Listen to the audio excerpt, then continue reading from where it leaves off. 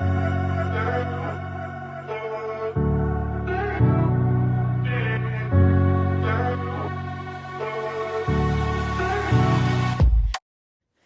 everyone. Welcome back to As Told by Zink with your host, Samantha. I'm in studio with Meredith. How are you? I'm so good. How are you? Doing well. So I was creeping on you and I realized your Instagram name is my podcast name. I know. I was so excited when you reached out. I was like, it's the collaboration of the As Told Bys. It kind of like threw me off because so I was looking and then I was like, oh my God, As Told By. It was like, yeah, that was really funny. That's so funny. I love it. I literally just ordered I love just like the phrase. I just ordered a neon sign for my little glam room office that says As Told by Meredith. I'm very excited about it. That is cute. Was that always your Instagram name? Yes, actually it was. I had a blog. I technically still do, but I never write on it anymore. And it's astoldbymeredith.com. I know. Yes, because what creators don't realize, like this new wave of like young TikTokers, they don't know like the catchy The names, lore. like cupcakes and cashmere and Yes. Oh my gosh. Or yeah. like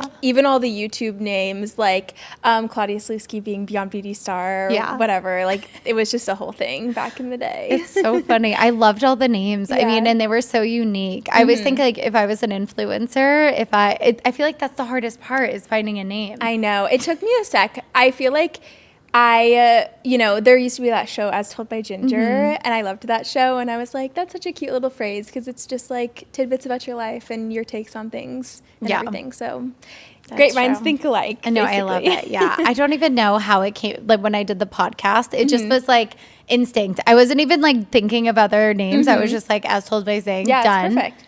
Yeah, So I love perfect. it. But I still love seeing some of the girls with yours is like a little more normal. Like sometimes some of the girls still have like the like cutesy names. That's so they're cute. like holding tight to them, and then some Yes. people do the switch over to like their name. My TikTok and my YouTube is just Meredith Welborn. Part of me wishes I had them all the same, but I kind of feel like at this point I can't change it because I'm just like, As Told by Meredith on Instagram is like so iconic in my mind because that's just like where those are my roots. Yeah. But then when I did YouTube and TikTok, I just did my name for some reason, and now I feel like I can't change that either. But I suppose Well, it's good too. I think it's good to include your last name. Yeah. Oh, and then some of the girls get screwed over if they get married. So then they're like, I changed my name to this, and then I have to do it again to the like. It's Yeah, that's so true. I've never thought about that. I feel like I see some people occasionally. I think maybe I'm thinking of JC Marie Smith. I guess she never changed her last name. That's one I'm thinking of. Some people don't change their name on Instagram too, and I feel like that makes sense. Right? I mean, because it's your whole identity. I know. Even if you change it, I've had clients get married, and like to me, they're still the original last name, and to all of their followers globally. But yeah, I just thought it was a super cute name. Yeah, so you have been around. So you're saying blogs. When did you get started? I mean, you're dating back a little bit. I know. I was such a YouTube watcher as a kid. Like I was so obsessed with, all the beauty gurus and everything.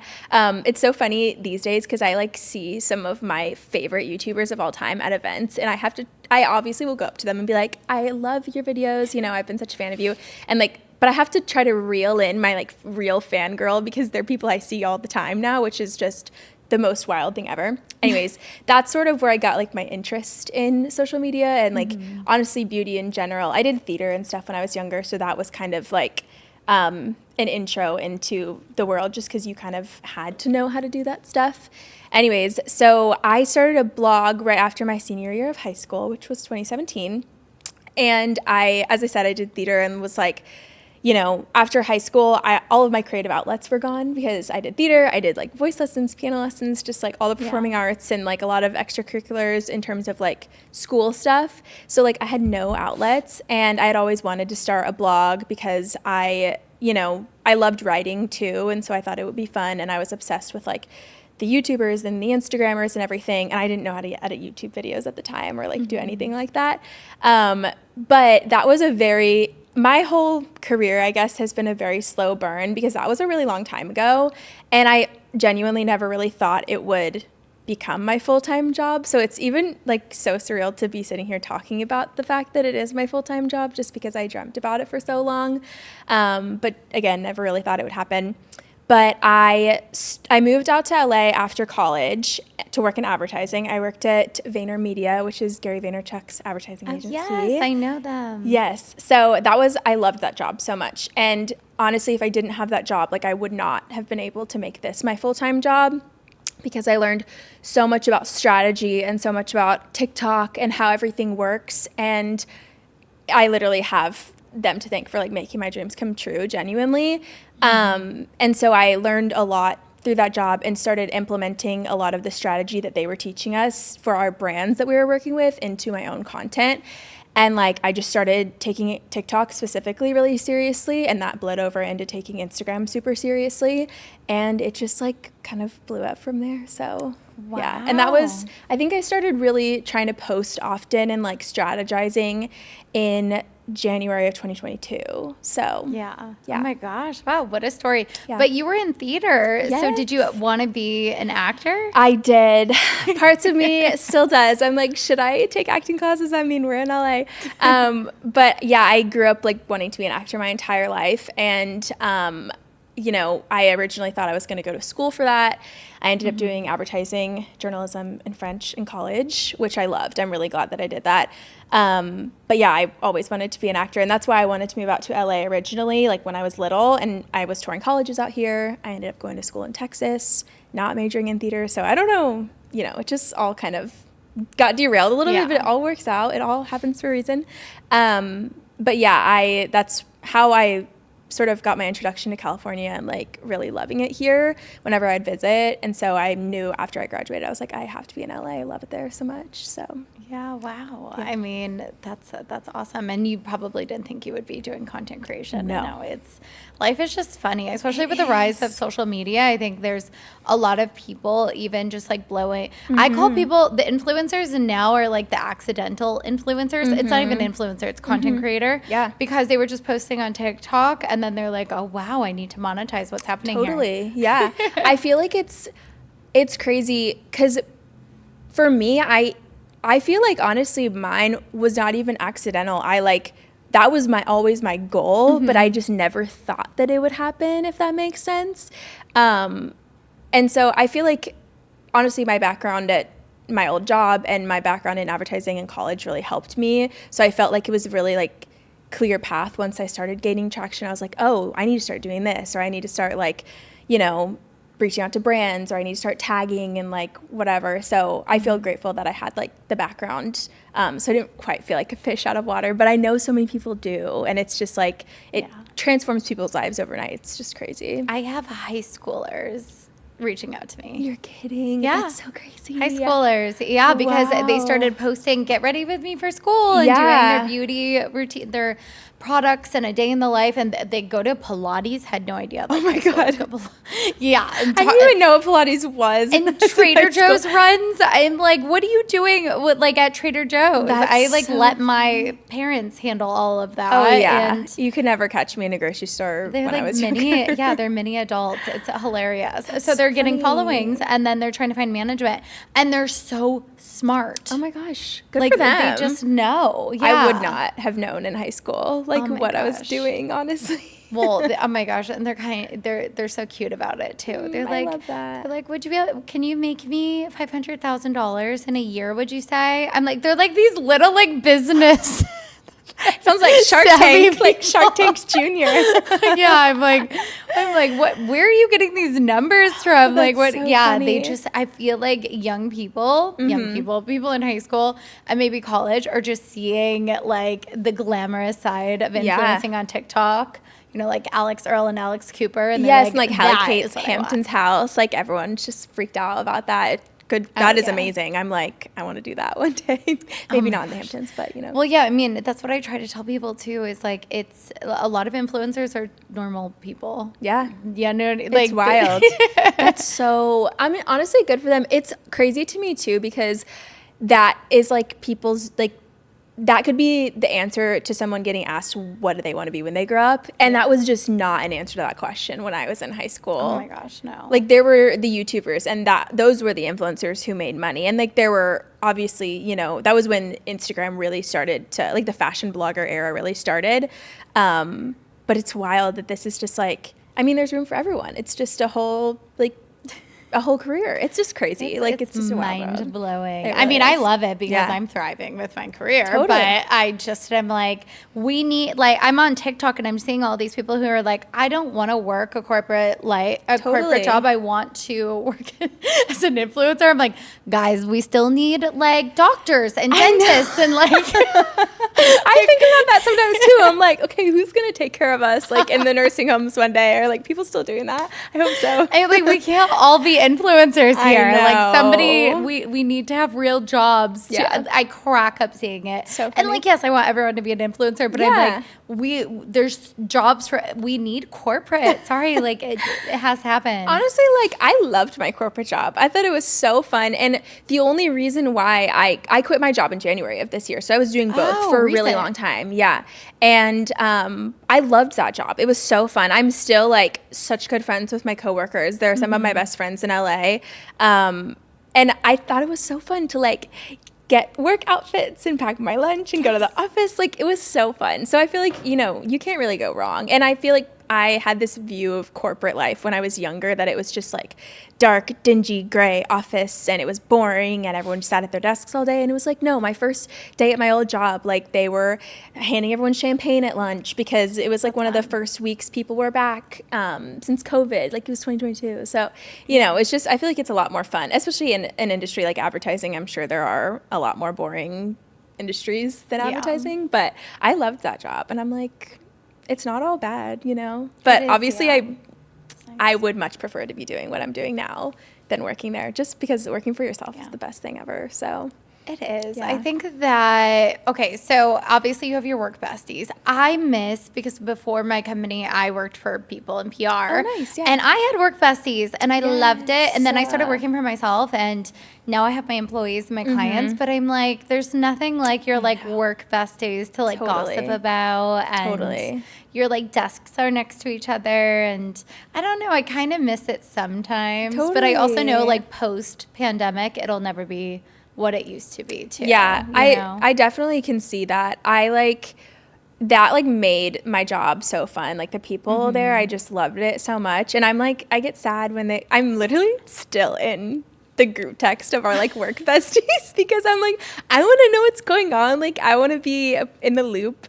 And like I see them all the time and it's so fun. Sometimes I'll like go meet them. They work in Culver City and I'll like go pick them up from the office and we'll go to Erewhon and like it's so fun. So I feel like I still, get to see them quite a bit, which is nice. And I honestly think too, there's nothing like your first work besties too, like because this was my first job out of college and it's like it was just so special and I loved it. So yeah, there's nothing like it. So people need to just love it. Yeah. And then hopefully more like corporate jobs are just like less toxic. I think that's what needs to change, just like make it a little more fun. And 100%. then it's like people will be happy to go. Yeah, I agree. So you started posting, you started getting traction. When did you start having like your first brand partnerships and like a taste of being a influencer? Totally.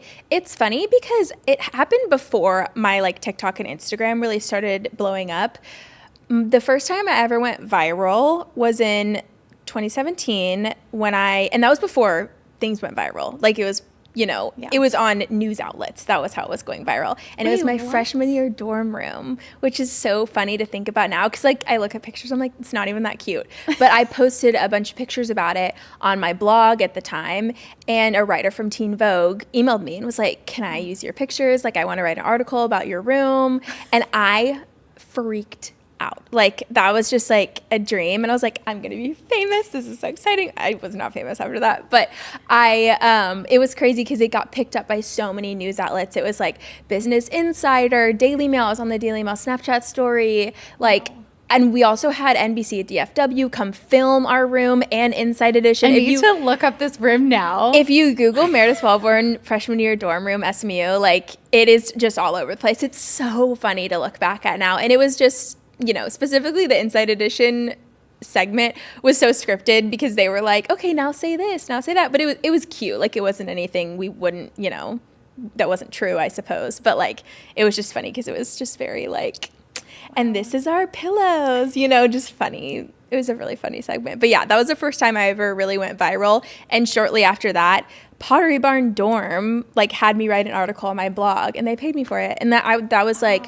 really quickly after I started my blog, and I was like, this is crazy. And I would have, you know, Instagram posts here and there, or like deals through LTK pop up and this was when I had like 5,000 followers on Instagram or something throughout college, but it really was an extracurricular activity for me at the time. And then I feel like when my TikTok really started blowing up, like once I was at like 30K on TikTok, like it just hasn't really stopped from there. So yeah, it's crazy. It's wild. So in college, give me a taste of like what, because this is like pre-TikTok. What did what was your content? Paint the picture. It's so crazy because it's so funny. It's so sorority girl. Like it looks like a sorority girl threw up all over my Instagram from like 2017 to 2021. Because I was a sorority girl, and that was what I loved. Like the heavy filters and like the cute, they're not even cute. It wasn't that cute. Fashion photos and stuff like that. I like really thought I was going to be a fashion girly for a long time, which is just so funny because I love clothes. Like I always have. But I am not a fashion girl. Like, I'm not the one setting the trends fashion-wise usually. Like, and it took me forever to realize that, like, hair was what I needed to be posting about mainly, like hair and beauty. Because at the end of the day, that's what I'm good at and that's what, like, I'm passionate about. But I was, like, for years and years and years posting about all this fashion stuff, and it wasn't really growing. And, you know, I would post about, like, you know, the occasional recipe or the occasional you know, home decor find or whatever. But it was just like some blog posts here and there all about Nordstrom sales or what's going on Amazon on Prime Day, you know, just like the blogger stuff. And that was, you know, the first 4 or 5 years of me posting. And then my sister taught me what TikTok was originally during the pandemic because she was like 14 at the time and was using it. And I thought at the time, I was like, this is such a stupid concept. Who would do this, obviously? Yes. I was like, how is this, like, why do I need to do this? How are people making money off this? I don't even know. And then now, like, short form video is just, like, my bread and butter. Like, I just love it, and it's where I feel most creative. And, yeah, it was such a crazy time before TikTok, honestly. There was just no guiding light for content at the time. So yeah, that's wild. Yeah. And so you weren't even really, when you were in college, posting like an influencer. You were just, besides the dorm room, but you were just posting like regular college girl stuff. Yeah, like I was just posting my outfits, or like I'd go, my roommate sophomore year, who's one of my best friends from college, she was a photographer and she was an art major. So we would go like take pictures for fun, you know, but it was really not that serious. It was just something like I would post on occasionally. And yeah, but I'm glad that I did it because it, you know, snowballed eventually into what my socials are today. Yeah, I love that. And so basically, if anyone wants to, if they're in college and they're interested in social media, your advice to them is to just start posting what you love. Totally. I feel like it literally doesn't harm anything for you to just put yourself out there, I think. And I think if you want to be smart about it, and if that's a real goal, there's 100% strategy that you can put behind it that you know, can figure out on your own. There's a lot of tools these days, I feel like, whether it's, you know, people talking about how to get into it on a podcast or the creator search insight feature on TikTok. Like that's a great resource these days. But yeah, I think initially just like posting and seeing what lands with people and like what they like and what you like posting about. So yeah. And yeah, in college, what is like some content ideas that you have? What are some content ideas? I feel like game day style is really fun. If you go to like football school, that was always huge at SMU. Like SMU was very into like fashion because we did have a fashion and lifestyle magazine and brand, like our whole basically Teen Vogue. And I was the editor of that my senior year, which was super cool. I loved doing that. It's called SMU Look. And so, you know, girls would really want to be featured in that, or just like, I don't know, people would show out on game days, and that was always so fun to see what everyone was wearing, and just like super extravagant. Like we would wear heels to the football games. We were not wearing like jerseys and stuff. So if you go to a school where you guys like go all out on game day, I feel like that'd be really fun. dorm room stuff always does well. Like, I will stop on my feed to watch a video of a pretty dorm room. So I'm not surprised that that was something that caught people's eye when I posted about it so long ago. I feel like, oh, well, Lauren Lovelace is somebody who I follow, and she got, like, she started gaining a following because she was posting about how to organize her due dates for class. You know, I feel like college is all about life hacks because, you know, you're probably in a tiny dorm. You know, you don't have a lot of room for things. You might not have a kitchen. You know, it's stressful because you're trying to study but also have fun. And I feel like just like hacks that make your life easier and make your life better or more fun is always something that's good to post about when you're in college. It's a really relatable topic, so. Yeah, absolutely. Yeah. And just even like the get ready with me's always crack me up. Or even in high school. The high school ones like, are the best. I survived day 3. I'm like, you're just so cute. I'm like, it's so crazy too because the high schoolers these days are just adorable. And I would be so embarrassed to see myself at that age, like making a video like that because I feel like I was so awkward, and they're so cute these days, and I'm like, what happened? Like, I did not experience that when I was that age. Oh my gosh. And then they're just like using like the ordinary serums, and they're like they are wise beyond their years. It's so insane. And right now they're all posting the Starbucks pumpkin. Oh, the pumpkin drinks? Oh, yeah. Oh, yeah. Mm-hmm. I see that. So right now, like what's trending is all the high schoolers and college kids are like trying different like mukbangs. Fall. That too. Okay, and then just trying different like fall flavors at Starbucks. And like, I just am like, I love it because I feel like they sort of are like paving the way for their age group.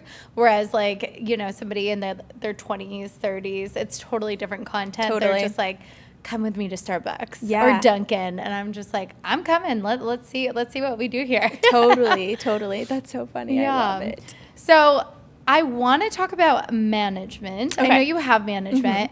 When somebody starts getting a following on social media, I think their number one question is, when do I get management? How do I find management? How do I steer clear of management that's not going to be a positive experience? Totally. Like questions to ask, how to navigate through that. So yeah, what is your advice on management? And I guess we'll just dive into the whole topic. Totally. So I signed with my management team about a year ago. I love them. They're so amazing. I could not say enough good things about them, and have totally transformed my business. And just, we have a great personal relationship too, which at the end of the day, management is a relationship-based business.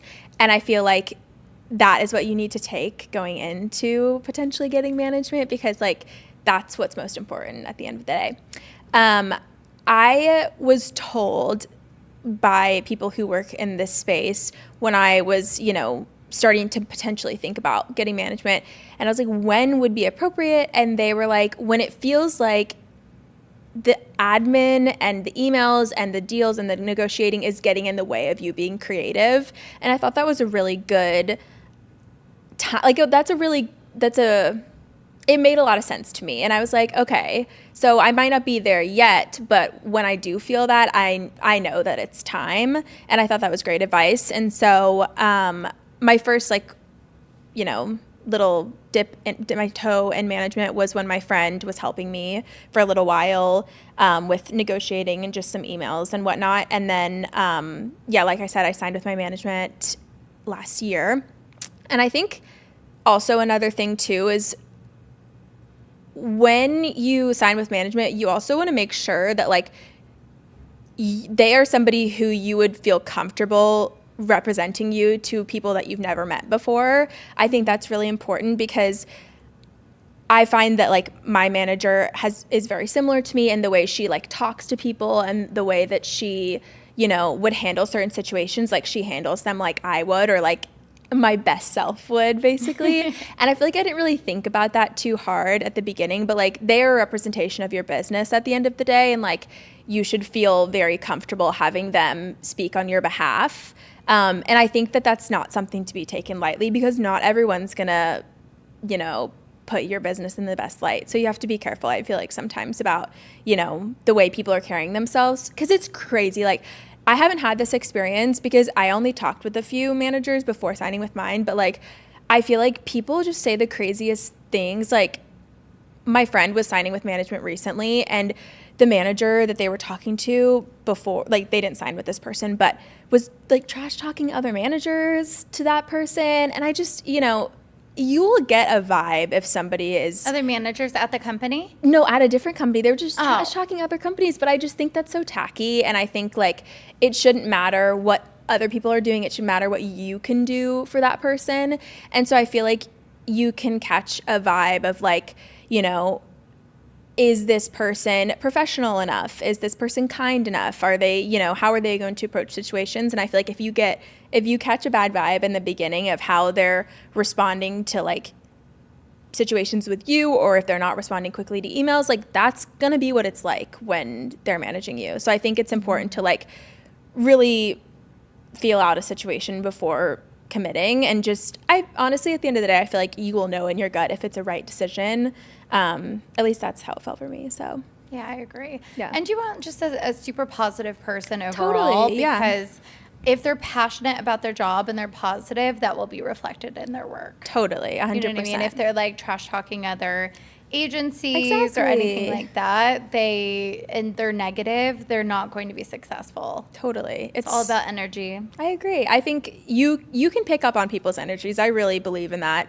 And it should never, I feel like it should never feel stressful. Like, the things that are meant for you in life, I have always found this to be true. Like, they will feel easy to you, whether it's, like, a big move or a relationship or management or, like, a career shift. Like, it should always feel like the most natural progression of your life. It shouldn't feel like you're, like, clawing your way to work with people. You know what I mean? Absolutely. And you said that you were speaking with a few, which I love. Yeah. I love that you didn't just, like, jump the gun with the first one. I always tell people that they come to me and they want to be represented. I'm like, go have some meetings. Totally. Yeah. Because there's so many agencies out there, and I think all of them, we're all similar, but we work differently. Yeah, and it's at the like we were talking about, like, it's so relationship based, and, like, you can get along with a bunch of people, but, like, you might have one relationship that you feel sticks out. And I feel like it doesn't mean that the other management companies are bad. It just means that was the best fit for you. And I think, it's, you don't want to buy the first wedding dress that you see or that you try on. You want to see your options and, like, weigh whatever. Just weigh out the options, essentially. So, yeah. So yours was, what stood out to you was your potential manager? Yes. And so you're like, I feel like I click with you. That was, like, one of the reasons that you chose them. Yes, and it's funny, too, because so I got to meet her in person, too, before we signed, actually a few months before we signed, because originally when she reached out, I was like, I'm not really looking for management, but I'll let you know. But I ended up just going to lunch with, they were putting on, my management company was putting on a lunch with LTK, and I just went and was, like, chatting with her and got to meet her in person. And we just are super similar, and I felt, like, so comfortable around her. And I was talking to other people at the lunch who were also managed by her, and they were just saying amazing things about it. So I was like, this feels really like a great option. But obviously still, you want to see what's going on, see what's out there. But I'm glad I went with that decision. So yeah. I mean, I'm happy you're happy. It sounds like you guys are, like, management soulmates. Yes, I love them. They're so great. Just if somebody doesn't have management, what does that look like? What are the day-to-days? What does management do for you? Yeah. How does that relationship and that work experience totally change your career? Oh my gosh. Well, it's so nice because I don't have to, like, negotiate with brands. That is what is so nice about having management, honestly, because it's so hard to advocate for yourself. And it's so hard. Sometimes brands don't take you as seriously when it's just you being like, I want more money, which is crazy because they should. And they should respect the fact that, like, if they can't meet your rates, like, that's not a feasible partnership. However, that's just not the way the cookie crumbles sometimes, unfortunately. So it's so nice to have a team be able to, like, advocate for you, and also a team that, like, has a lot of knowledge on rates and, contracts and everything. My dad's an attorney, so sometimes before I signed with my management, I would like send him stuff and be like, does this look okay? And he has never dealt with influencers in terms of foreign. Yeah. But he was like, I think so. Like, I mean, it looks pretty standard, like a standard contract, but like I couldn't tell you. So it's nice now because we have a legal team and stuff that can redline contracts and whatnot. So, you know, every day looks different, obviously, as an influencer just in general, but like we have a group chat and, you know, we're constantly texting in there just like due dates or reminders or, you know, me asking questions and like, or brainstorming if we, you know, have some dream partnership that I want to do, or if I met a brand at an event that I really liked and, you know, different things like that.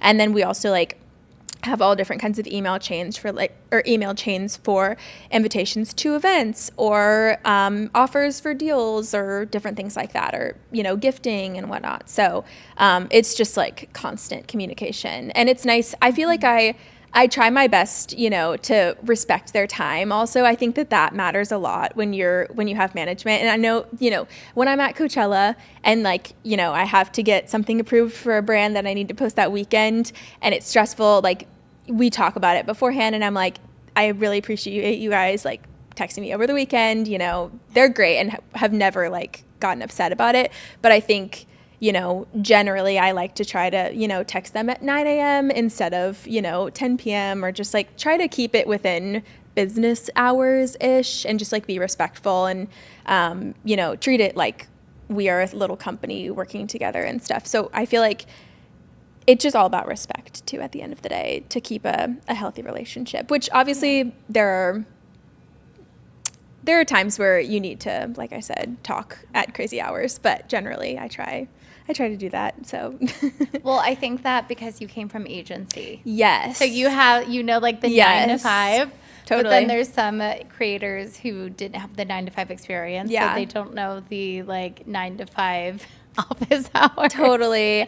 I know. And I have friends who work in influencer management and talent management, and they just have the craziest hours ever.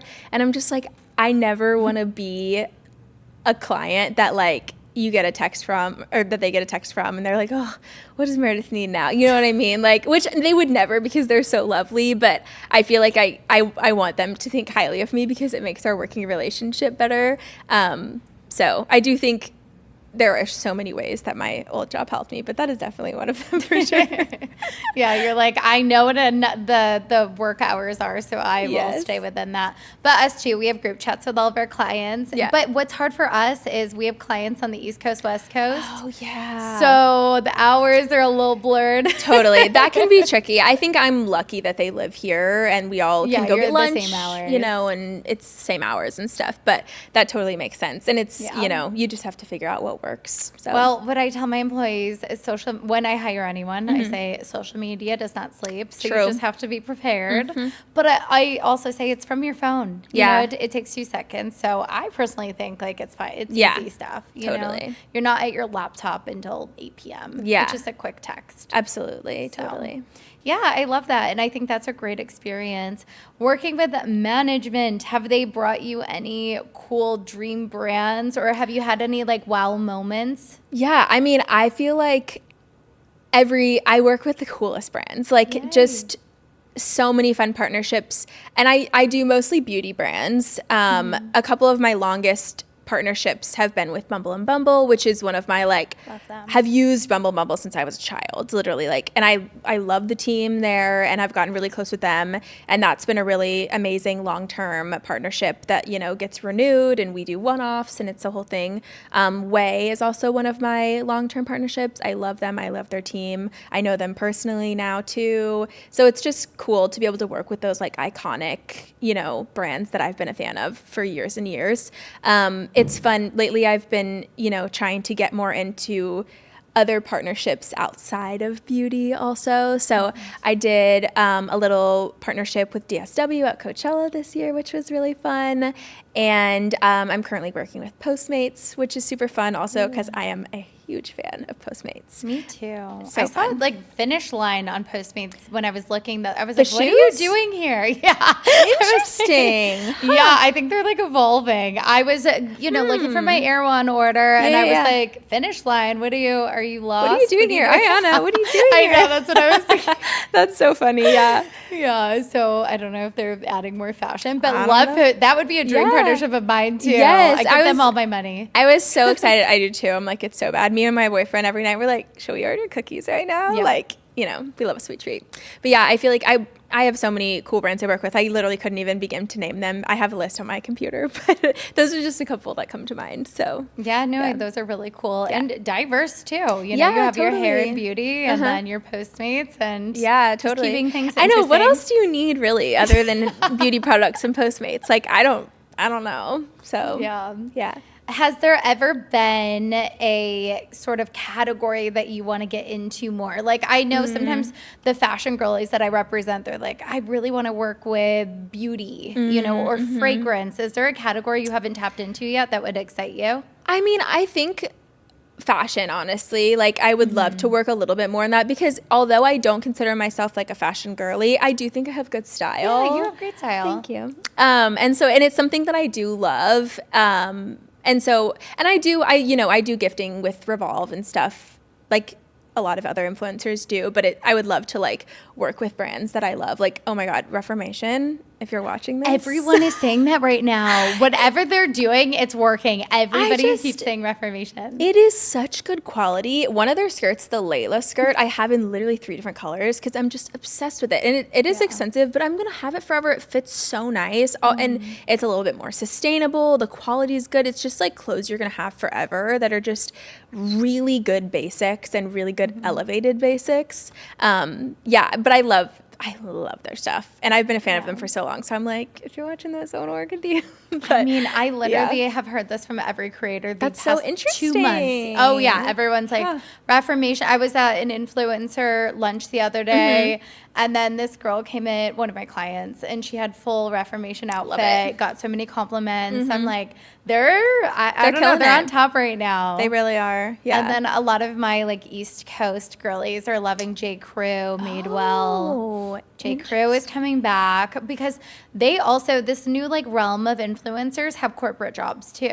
So they'll do like corporate job style. Love that. And so J. Crew's definitely, J. Crew and Reformation, I think.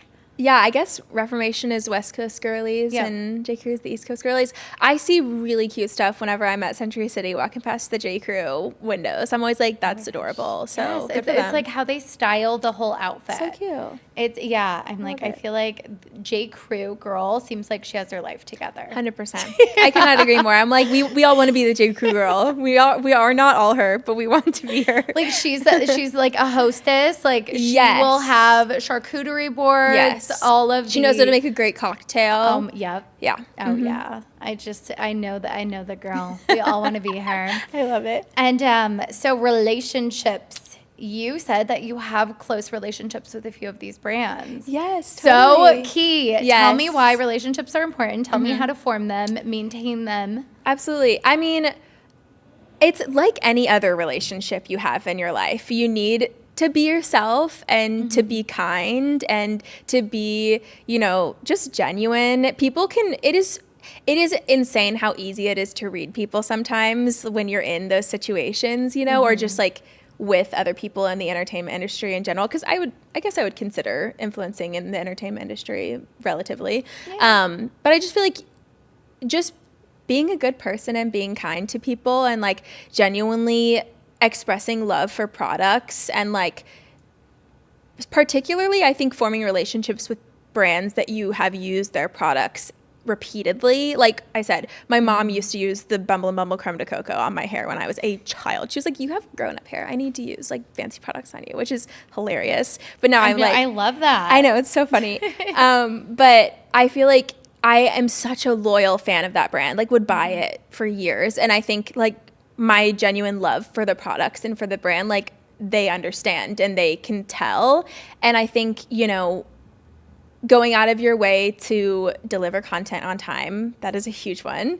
And also being creative and making sure you're making really high quality content. Like, are you making especially when you do like UGC, because that's a lot of my long-term partnerships. I'll make UGC and I'll do one-offs on my page, you know what I mean, and do a partnership there and like kind of go back and forth. But I think, oh my God, I totally lost my train of thought. But yeah, I think basically working with brands that you have known and loved. And also the reason that they're important is because when it comes time to have a campaign, they're going to be like, oh, we want Meredith. She's our girl. We love her, you know? And I it is just crazy. Like the world, no matter if you're in the influencer space or if you're in the corporate space, it is so much about who you know and the connections that you make. And I feel like word, although I have not experienced this because I've never worked on the brand side, I feel like word can travel fast too if you were like an absolute nightmare to work with. Just like if you're an actor, like people behind the scenes are going to chit chat if you were a diva. And so I think, you know, always putting your best foot forward, always being professional and kind, and just treating people with respect and treating their time with respect. Like if you have meetings, being on time and like asking people how their days are and asking people like keeping up with people in real life and actually like, am I allowed to curse on this podcast? I don't know. Yeah. Giving a shit about like what's going on in people's lives, you know? Like I feel like just being a like kind, sensitive, normal person is something that like people really appreciate because not everybody who is in this space is always like that. So yeah, I agree. And you're so right with saying that you'll be top of mind when they have a campaign, you know what I mean? Instead of them finding a random creator, they're going to go to you because they're like, wow, I love her content. I love her. Let's work with her again. Let's continue working with her. Totally. So let's back it up a little bit. When you have management that are pitching you, how are you forming these relationships and maintaining them and seeing the brands? I think that's I think a lot of creators may be behind the scenes because they have management. So how do you sort of like you yourself, Meredith, meet the brand and connect with these brands and agencies? Totally. I think, you know, for a lot of my campaigns, we have briefing calls, and especially for the longer term partnerships, we'll have a briefing call like every couple months. And I think always being on that call and in the conversation, and if that's not something that's happening naturally, I think you can always request like, hey, can we hop on a call with the brand? I would love to talk to them and like learn more about the product so I can be really educated when I'm, you know, making my content or coming up with my concept or whatever. Like, even if that's not something that they are necessarily offering right away, brands almost 99% of the time will be like, more than happy to go over like details of the products because they're excited to work with you. They're excited about their products, you know, they're excited about the job that they're working on, the campaign. So I think that that's something you can manufacture for sure if it's not happening more organically. Yeah. And that's how you started connecting with those brands. You told your management, like, I kind of want to chat with them. I want to have a call. Well, honestly, for me, I feel like that we had a plan to get on those calls, but I definitely think I have requested multiple times to be like, hey, can we all hop on a call? Because I want to make sure I'm super clear with this. And then, so you obviously are getting the benefit of like hearing more about the product and, or whatever, you know, clothes or whatever you're working with them to promote.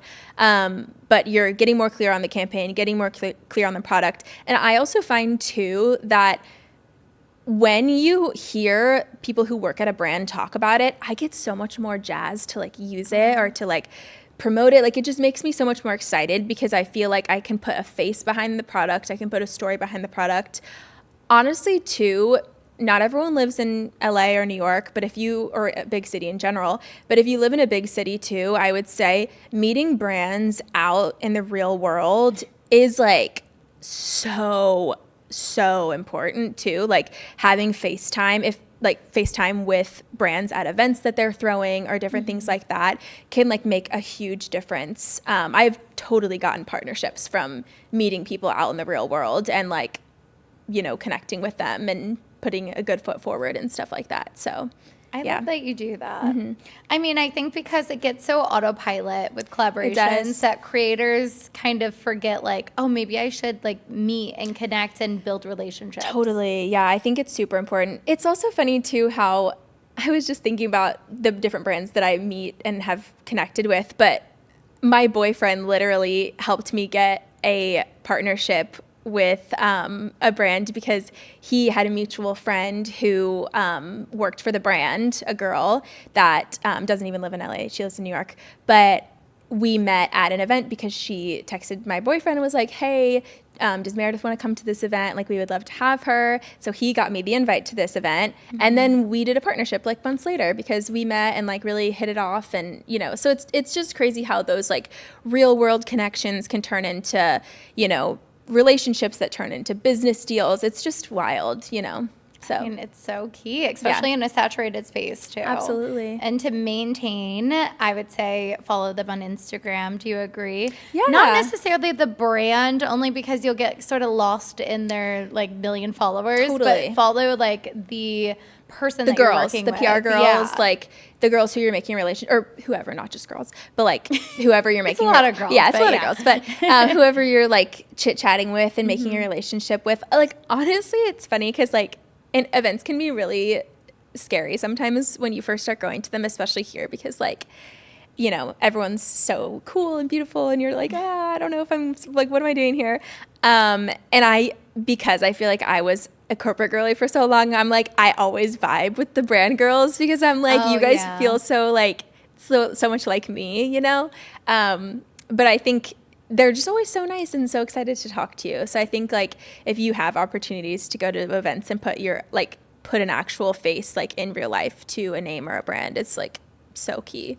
Yeah, I agree. And I loved all of that advice because I'm like, so refreshing. Yeah. Like I said, everyone's so autopilot. They're like, campaign. And then I think like a big component of being successful in this industry is building the relationships. Yeah, totally. And you never know. They bop around different brands and agencies too. Absolutely. So they will remember you at their next agency or brand that they're working at. And to, like we were talking about earlier, how it's sad how you don't really have coworkers when you start working for yourself. Mm-hmm. That is how you like feel fulfilled when you're making like actual connections with people, whether, you know, they're not necessarily working for you, but if you guys are working together in some capacity, that is also a way to kind of have that without you guys actually having to work together and stuff.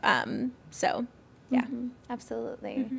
And I think you had mentioned being at lunch with LTK. Yes. So what are and I think I saw a partnership that you recently did with them. Mm-hmm. What is so there's a few floating around, right? Mm-hmm. There's TikTok Shop, LTK, Shop My. Uh-huh. What is your advice or like thoughts on gosh.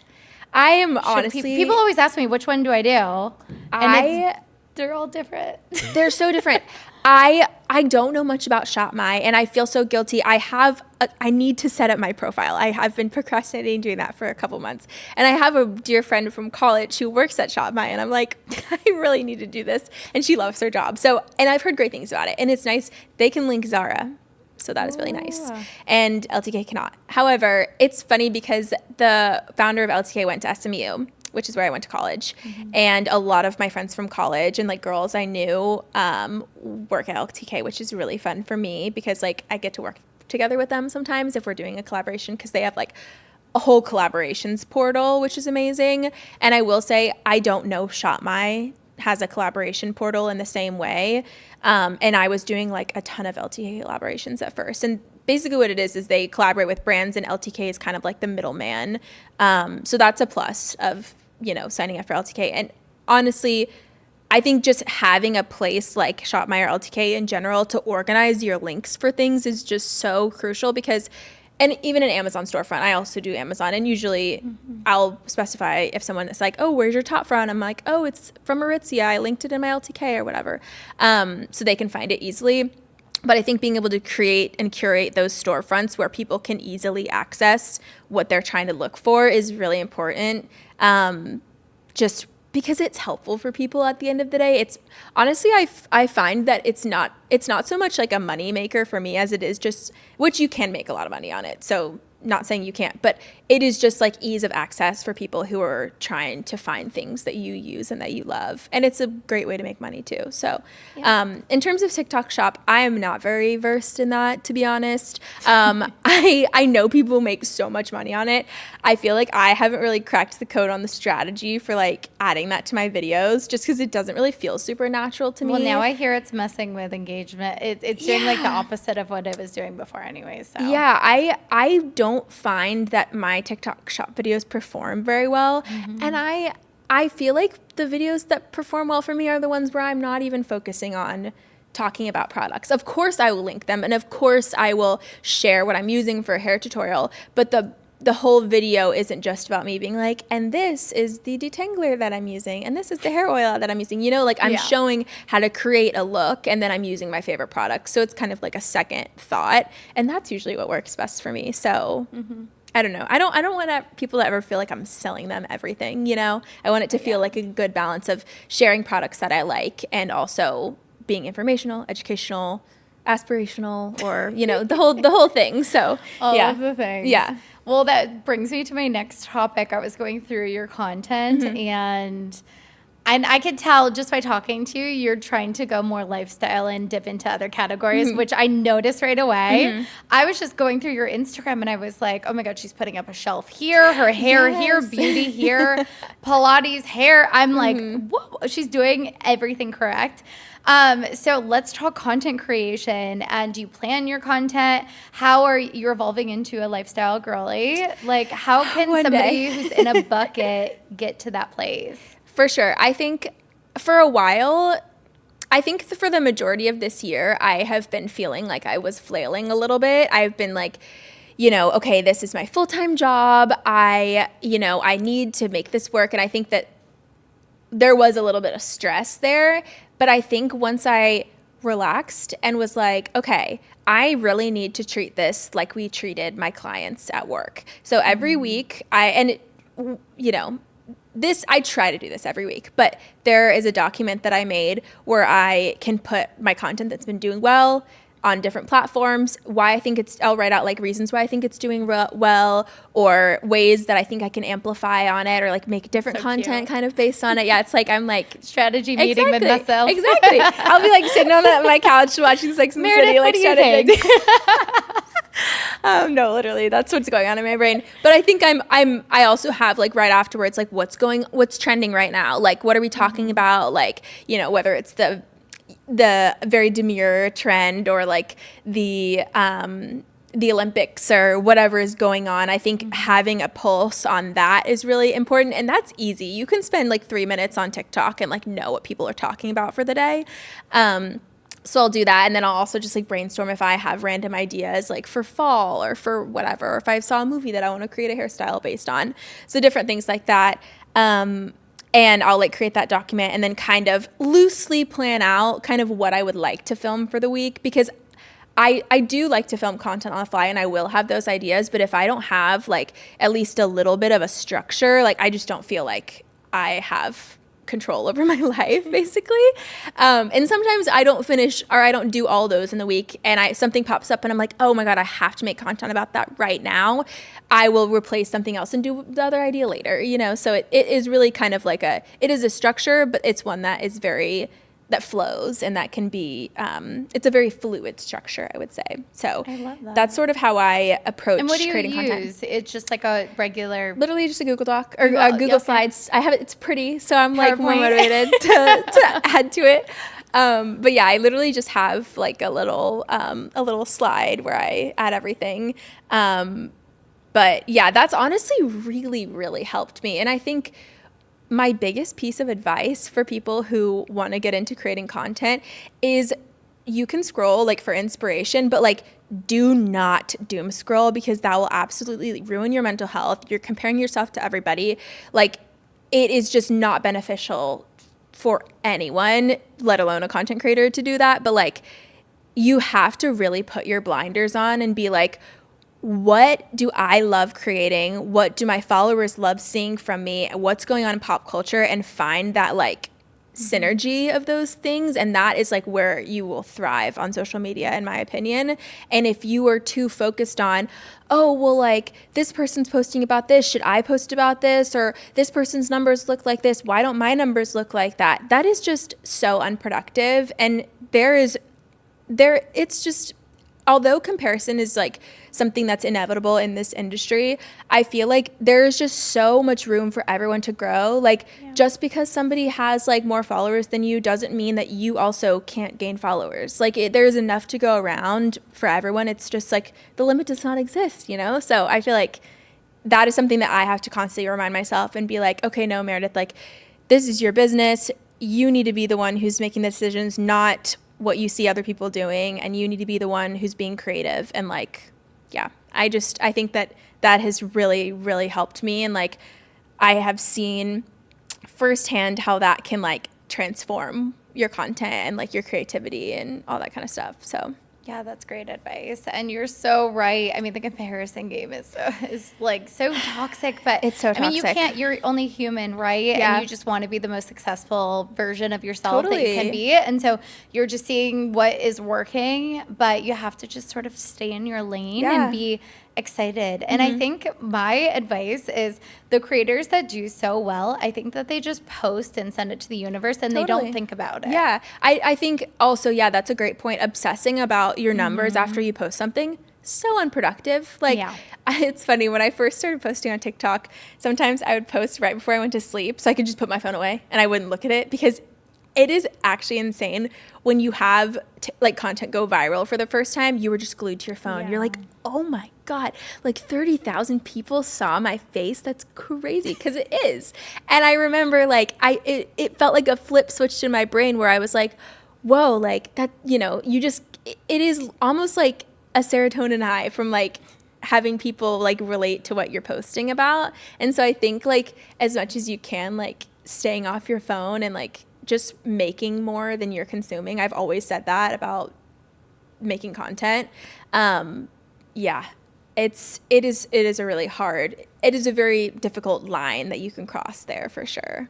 Yeah, and especially when you're going viral too. I mean, when you have a viral moment and then you just go back to normalcy again, is it kind of depressing? I mean, yeah. Like, and I really try to, when I'm having like a really good moment, have really good momentum, I'm like, I literally will say this to myself in the shower, and I'm like, I matter just as much now as I did 3 days ago when this was not happening. And I think it's so important to remind yourself that, because at the end of the day, like obviously social media is an amazing job and I love it so much, and it's such a fabulous way to be creative and connect with people. It is how both of us have a living, like, but at the end of the day, like, it is completely made up. It's not like it's not a tangible thing, like it's not something that you need to worry about so much to the point where you feel paralyzed. It should always be fun. It should never be something that you're like taking too seriously. Yeah. So. And I think a lot of people don't realize that too. I'm like, there's like, I'm not saying that like it's destroying mental health, but it also is like, it kind of is. I mean, you get down on yourself and then the comparison game, and I'm like, people, outsiders, I would say, don't realize that. Totally. And like when you have your viral moment and then you're back to normalcy and you're like, it's almost like you were a celebrity with Justin Bieber for a minute, and now you're just like live at, totally, it's your like normal life. A post-concert high or like something like that. Yeah, you're just like, wait, what is life now? Like, no, totally. I feel like I think if you are not prepared to like handle that mentally, I feel like it can be really challenging. But I feel like you need a really great support system. I think having friends in this space is so amazing. I have so many lovely content creator friends that I feel like I can lean on when I'm like upset about things, as well as people in my real life who, like, although they don't quite understand my feelings when I'm upset about something like that, like my boyfriend, for example, he's in my content like more these days, which is really fun to do together. But he's not really one for social media, so like he really cannot relate to how that feels. But he's like so supportive, and like so are my best friends. And I feel like having a community like in real life that reminds you like it's not that serious at the end of the day, and what matters is like what's right in front of you, and I think that's how, as much as that sounds like me talking down on social media. I really think that's the way to be good at it, is to like post about things and be creative, and like you said, just forget about it and live your life. And if you are capturing memories of your real life on social media, great, do that, and then don't worry about it, you know. So yeah, it is a very interesting mental health game, and I think it can be great, and it can also be harmful for people if they don't handle it well. And the larger scale too of like Chris Olsen, and that is just like a whole other topic of just like the cyberbullies, which I just cannot ever wrap my head around. I don't get it. I literally have never left a mean comment in my entire life. The only times I've ever been rude to people on social media are when I'm clapping back at someone being rude to me for no reason. I'm like, why are you commenting this? Like, it's so weird. Which I'm never even really that rude. I'm like, please read my caption, heart, or like something silly, like, you know, like I kill him with kindness. Yes, exactly. Usually that's what I do. Or like I posted a video the other day of, you know, people are always doing like the morning sheds from planes and stuff, like taking out the heatless rollers with the face masks. Like obviously I hopped on that trend too. That is like heatless curls are my thing. So I posted a video about that and it went super viral. And some lady on Instagram was just like, no offense, but like I would be so annoyed if somebody was doing this right next to me. And in the video, on my text on screen, I was like, it was so sweet. I told the girl next to me before I filmed this, just so you know, like I'm going to make a TikTok. She wasn't in it. Like I was not going to get anyone else in it but myself.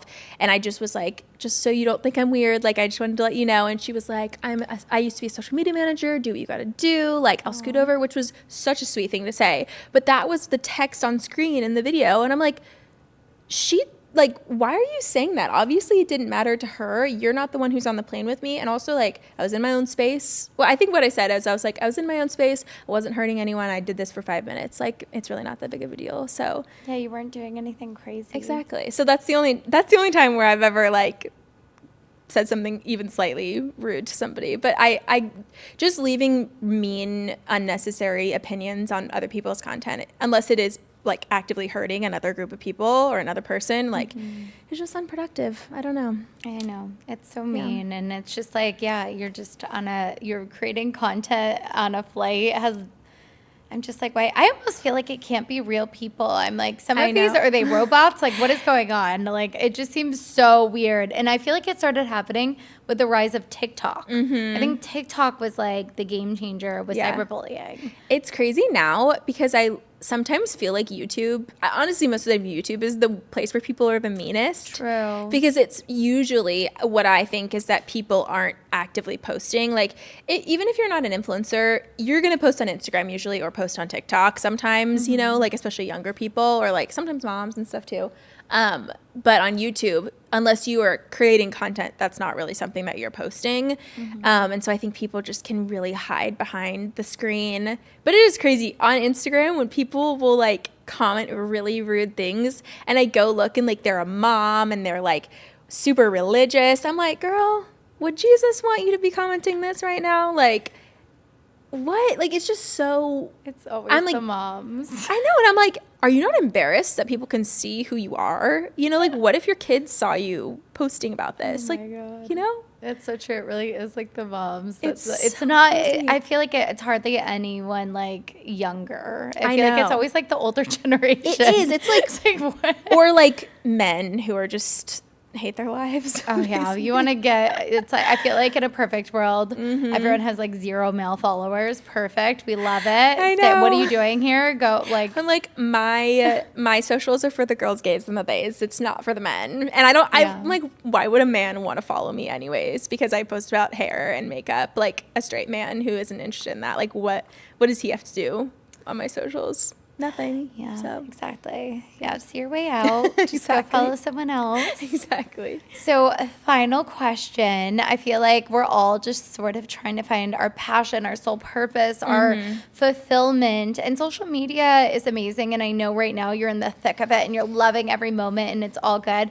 But let's think future. Where would you love to see your career going outside of social? Totally. I have always, and I am a business owner, but I've always wanted to create like an actual business where it was like, you know, outside of myself. I feel like that's a lot of goals for influencers. I really look up to like I know Shay Mitchell is a celebrity, but like her with Base, like it has become something that's so much more than just like Shay Mitchell's luggage brand, or like Day Hair with Amber Filler Up. Like I think that that's amazing, and like I love the concept behind it. She was a hairstylist. It's based on like desert flowers and all that kind of stuff, and like botanicals. I think that it's just so cool. Or even like I love Emma Leger. She's one of my favorite influencers, and she has an olive brand, which is so cute. And I'm like, cool.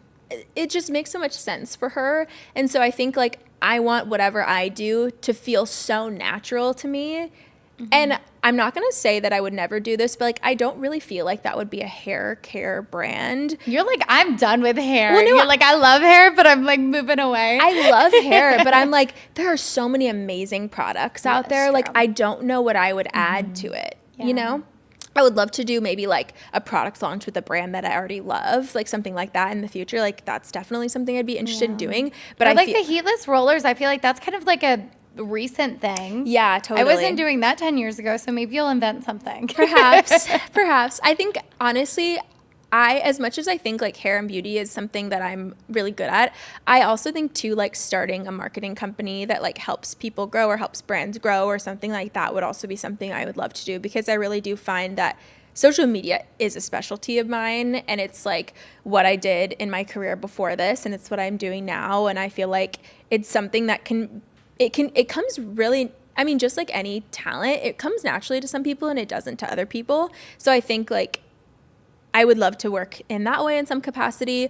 Or, you know, like I also love like home decor and home design. Like you can kind of tell a little bit from my Instagram, but like, you know, my dorm room was a big She is a J. Crew girly. Yeah, maybe.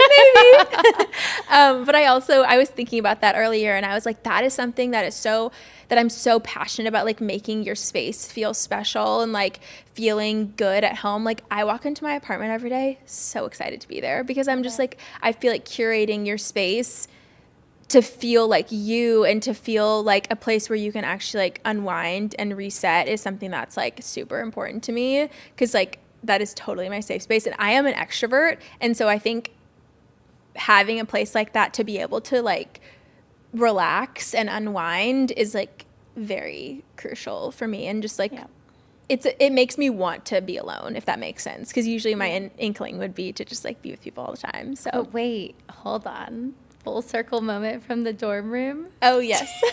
It's like I know I started here, and then if you had your own I don't even know what it would be, but like talk about a full circle moment from the dorm room. So crazy moment. Yeah. I don't know. I'm very open to what the universe has in store for me, and I just want whatever I do to feel natural and to feel like me, and to feel like just like I said, I want it to feel like it makes sense, and I want it to feel easy, because that's what will be meant for me. I don't want to feel like I'm like working, and obviously it would be a lot of work, but like I don't want to feel like I'm working so hard to make something work, if that makes sense. Yeah. So I definitely feel like leadership is a strong suit of mine. Like I did a lot of leadership stuff in college. Like I was editor of that fashion magazine, and like I had positions in my sorority, and like I loved like managing a group of people. And so like, and I feel like I'm good at it. I'm like one of the teachers in college who helped us run the magazine called me a velvet hammer one time,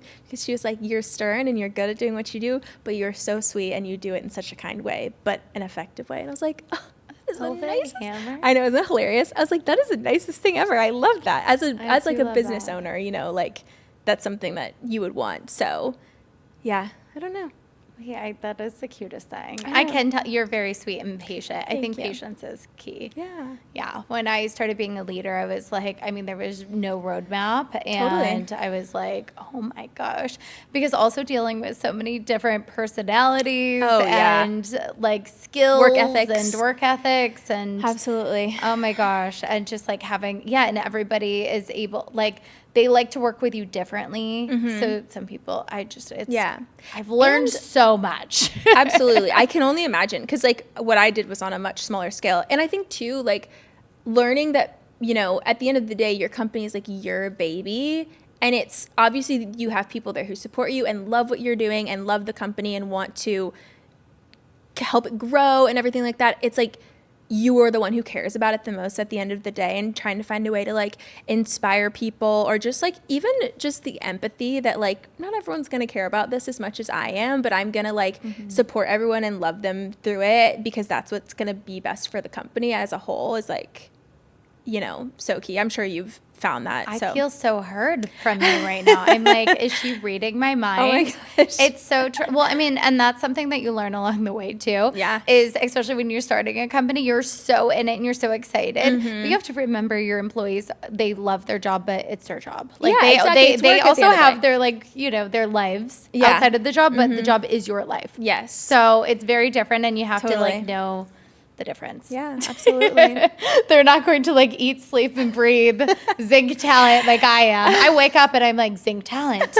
And I'm like, oh wait, they have a life outside of zinc talent, and I need to respect that. Totally, yes. But that's what makes you a good leader. So oh yeah, it's come over time though. It's a hard concept to wrap your brain around, for sure, I feel like. And I obviously, you know, my business is small now, and like my team consists of me and my management team and my friend Emma, who edits my YouTube videos. So it's like, I don't like work with that many people, but I definitely experienced that in college when I was like managing groups of people.